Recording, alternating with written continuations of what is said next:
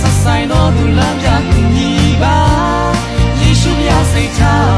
ရှင်မမွေကရဲ့အငယ်ဆုံးတော်သူကိုလမ်းပြပြီးမှကူညီပါမြေတာဒီဟာစိတ်ရှိတိုင်းကျေးဇူးပြုတိုင်းမြေတာဒီဟာငုံမြိုင်ခြင်းရှိဝါကြွားခြင်းရှိခွင့်လွှတ်ခြင်းမျက်ရှိနေတယ်ချစ်ချင်းစိတ်ပေါ်ရာရှင်မမွေလာရဲ့ကိုယ်နဲ့ဆက်ဆိုင်တော်သူလမ်းပြကူညီပါယေရှုမြတ်စိတ်